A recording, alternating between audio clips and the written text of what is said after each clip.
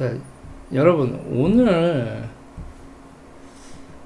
일단은 이 전국에 있어서요. 전국에 지금 이 투닥거리는 시절은 갔어요. 이제 진짜 본선이에요, 본선. 진짜부터. 윤석열 대통령의 이 집권의 뭐 지지율 그냥 뭐 별거 없이 떨어지던 이런 거는 그냥 정치적 도전이라고 보기는 어려운 거고, 진짜 정치적 도전은 시작되었다. 일단 대우조선 파업도 제가 첫 번째로 보는 거고, 또 하나의 난제가 발생을 했죠. 이겁니다. 도쿄에서 한일 외교 정상회담, 강제 노역 배상 문제 논의한다. 여러분, 좌파들 운동에 뭐가 문제냐면요, 이 사람들은요 yes or no만 있어요.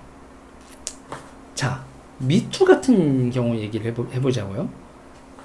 미투 같은 경우에는요, 여러분, 미투도 정도가 있어요. 성추행도 여러분 정도가 있단 말이에요. 100만원짜리, 아니 100만원짜리는 없겠구나. 500만원부터 시작을 하죠. 500만원짜리 성추행이 있고, 뭐 1억짜리 성추행이 있을 거예요. 강도라는 게 있단 말이에요. 강도라는 게. 그래서 뭐 엉덩이를 건드렸다, 뭐 악수를 뭐 이렇게 손을 만졌다, 뭐 여러 가지 종류가 있잖아요. 그쵸? 그래서 이제 이런 거에 대해서도, 그러면 우리가 제가 미투 운동을 지지를 했었던 때가 있어요. 지지를 했었던 때가 아니라, 전 기본적으로 미투 운동 자체를 지지를 합니다. 왜냐면 대한민국에 있잖아요, 미친 놈들이 정말 많거든요.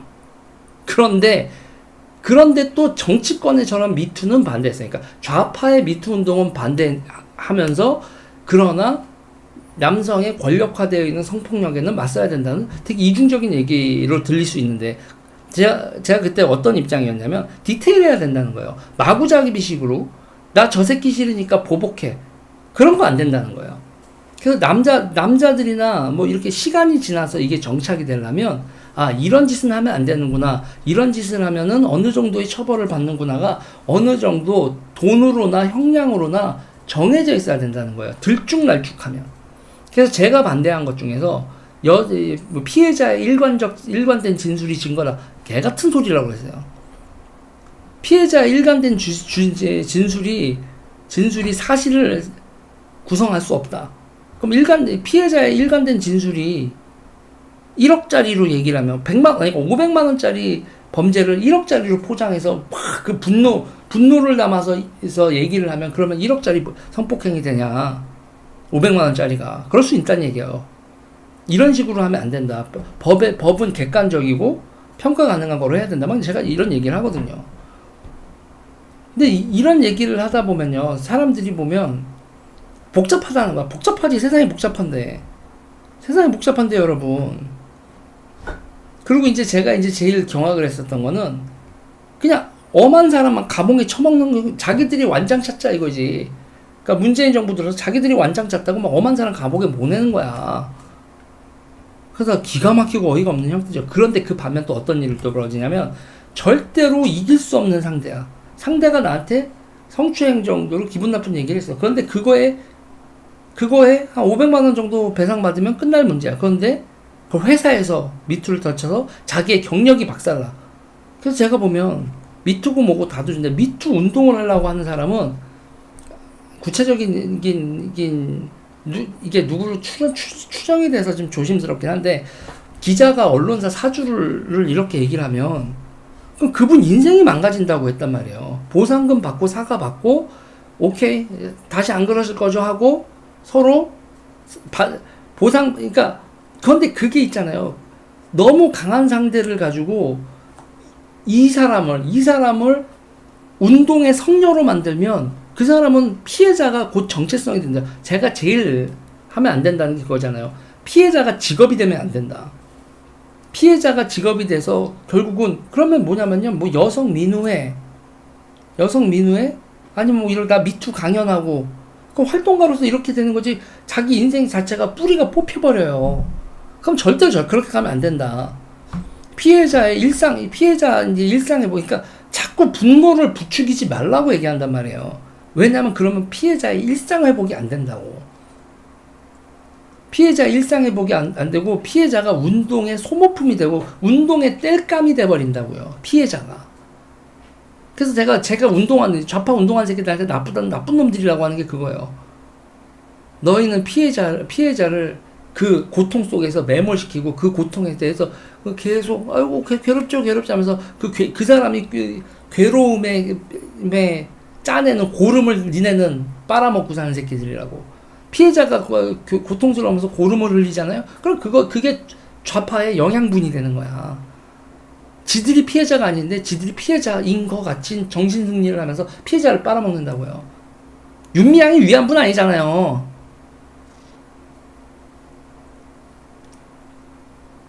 그러면서 절대로 사과받으면 안 된다. 절대로 보상받으면 안 된다.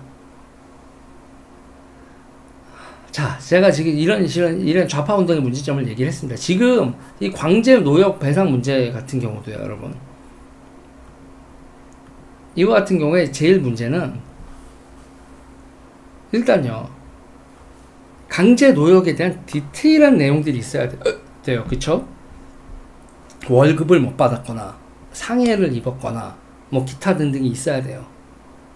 그리고 그거에 대한 손해 사정액이라는 건 손해가 얼마인 거에 대해서 우리가 뭐 적극적 손해, 소극적 손해 뭐 어쩌고저쩌고 하더라도 그걸 계산을 해서 얼마, 위자료까지 해서 위자료 얼마, 적극적 손해 얼마, 소극적 손해 얼마, 위자료 얼마 이런 막 계산을 한다고 쳐도 여러분. 쳐도가 아니라 그렇게 계산을 하지. 정액 1억 강제 노역하셨죠? 1억 하고 이게 정액 이렇게 때리면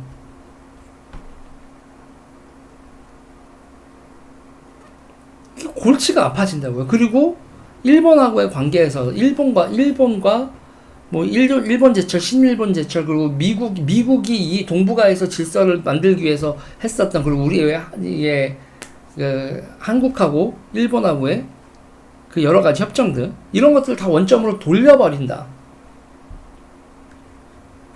그리고 이제 강제 노역에 대해서는 정액 재판을 때려버린다. 그리고 일본의 재산을 압류한다. 이건요. 근데 이게 반일 선동을 해버리니까 이렇게 얘기를 하면 친일파 소리 딱 듣기 좋은데 친일파라고 얘기하려면 하라 이거지. 내가 니네들이 나한테 그렇게 개질하는 거 무서워서 내가 할 말 못할 인간은 아닌데. 그러니까 제가 제일 황당한 건요. 이때까지 우리하고 일본 사이에서 그 아픔을 극복하고 미래로 나아가려고 했었던 모든 노력을 수포로 만들어버리고 제가 얘기를 하잖아요. 가끔 전술이라고. 근데 이 운동의 시작 자체가 노무현 대통령이 그때 박정희 대통령이 조금 주긴 했어. 그때 이제 중국이 아니라 미국, 일본한테 받은 돈을 바로 주지도 않고 이렇게 나눠주고 하면서 조금 주긴 했다고. 그래서 노무현 대통령이 추가 보상을 노무현 대통령 때 5천 몇 해서 6천 얼마인가 해가지고 예산을 만들어서 추가적으로 돈을 드렸어요. 이 많은 분들한테 2천 몇백만 원, 적게 분들한테 몇백만 원. 그때 노무현 대통령 때만 해도 일본한테 청구권이었고 우리가 일본한테 받은 돈을 정부가 뭐 딴 데 투자하고 뭐 외환은행 만들고 포항제철 만들고 한 거니까 우리가 추가로 보상한다. 우리 한국 정부의 배상 책임이 있다고 얘기를 했단 말이에요. 근데 이 노무현 대통령이 긁어부스럼을 만든 거야. 그랬더니요. 그때 있잖아요. 그때 뭐가 문제였냐면 그때 신청자 중에서 20%가 관련 서류가 없다고 낙을 시켰어요. 돈 줘야 되는 거잖아요. 돈 줘야 되니까 근거가 있어야 되니까 근거가 뭐 있으세요? 라고 근거를 수집을 했다고. 저는 좌파들 그리고 민주당한테 제일 궁금한 게 뭐냐면 노무현 때 추가 보상할 때 관련돼서 거뒀던 서류들 그거 다 어디 갔냐. 그 서류만 봐도 배상이 그때 노무현 정부도 배상을 차등 배상을 했으니까 그리고 거기에 20% 정도가 돈 받으려고 다 근거가 없었겠지. 신청자 중에 20%가 근거가 없어서 돈을 못 받았지. 근거가 없었겠지. 양아치들은 아니었겠지. 라고 저는 일단 얘기를 하고. 근데 문제는 그때 돈 못 받은 사람들이 열받죠. 누구는 돈 받았는데 나는 돈 못 받았어. 누구는 얼마 받았는데 나는 적게 받았어. 그러니까 노무현 대통령이 징용자 배상을 하면서 갈등이 줄어든 게 아니라 눌려있던 갈등이 폭발했어요. 돈 더 내놔. 왜 내가 돈 못 받았어? 그리고 그런 불만과 갈등에는 항상 누가 들어간다? 주사파가 들어간다고 제가 얘기했잖아요. 세상에 불만이 있는 곳 주사파가 파고든다. 그래서 걔네들이 뭘 했어요? 징용 노동자 운동을 했어요. 그때 뭐라고 얘기하는지 아세요? 700만 명이 징용자였대. 와. 그래서 그때 전부 다 계산하면 걔네들이 배상하라고 요구하는 거 56조인가 그래요? 말이 안 되죠, 여러분. 그냥 동네에 가가지고 징용이어 있잖아요. 일본으로 가고 해외로 간 거 그런 것뿐만 아니라 그냥 동네에서 뭐 이렇게 노동 동원된 거 있잖아요. 여기 참호 하나 판다 뭐 이런 거 그런 거 동원된 것까지 전부 다 징용으로 계산을 하는 거야. 환장하는 거지. 그래놓고서 있잖아요. 근데 그 친일하고 토착외구들과 뭐 이렇게 돼 있는 건데 부의 재분배를 해야 된다는 거야. 56조. 와. 그리고 그 운동에 꼬리를 먹다가 어느 순간 있잖아요. 징용하면 정액이 돼버리는 거야. 그리고 대한민국 법원도 여러분 그렇게 판결했어요. 정액 판결을 내버렸어. 1억 빡. 그리고 일본의 재산에 대해서 압류권을 가진다.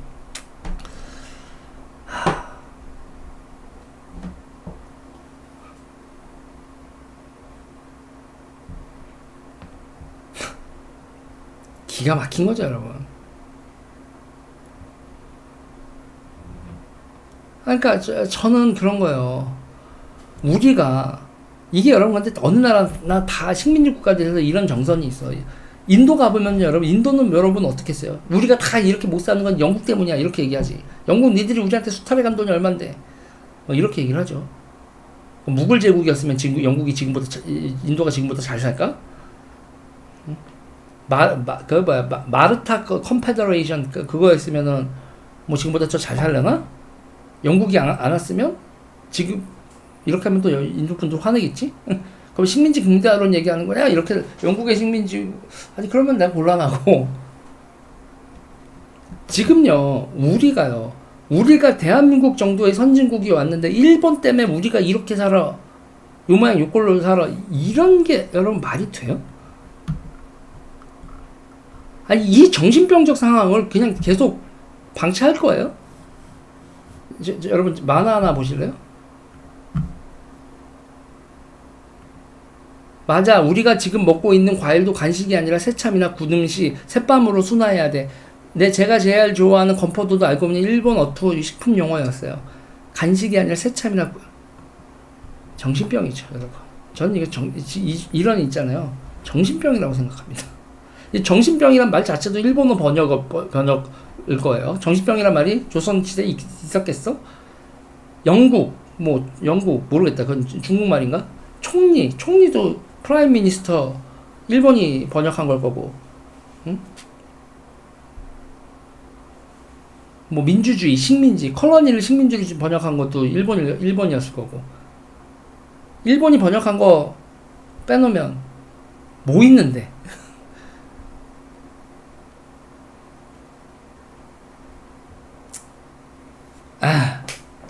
여러분 얘들의 반일 선동 있잖아요.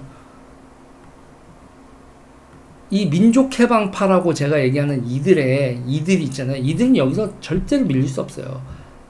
이 선동에 오늘 박진 외교부 장관이 일본 가서 외교부 정상회담을 하고 나서 강제노역 배상 문제가 어떻게 결론이 나든 얘들의 반일 선동은 극을 달릴 거다. 자, 이거에 대해서 국민의힘은 어떻게 받아치고 누가 담당 국회의원이냐? 업무 분장 한번 물어보자고요. 국민의힘 업무 분장 상황. 이거에 맞서나.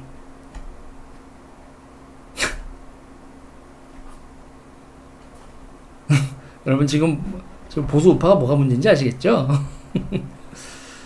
제가 욕하는 게 여러분 이게 왜 욕하는지 아시겠죠? 이건 비난이 아닙니다.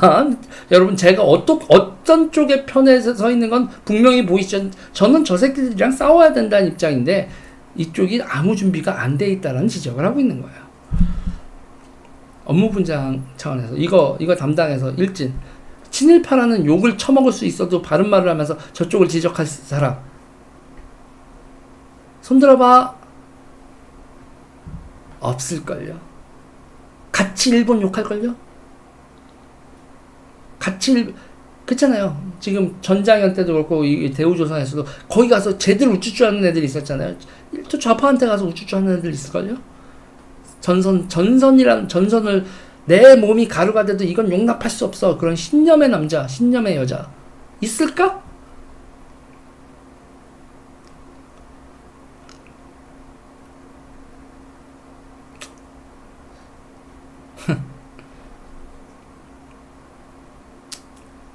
안심한 겁니다. 이 얘기는 여기까지 할게요.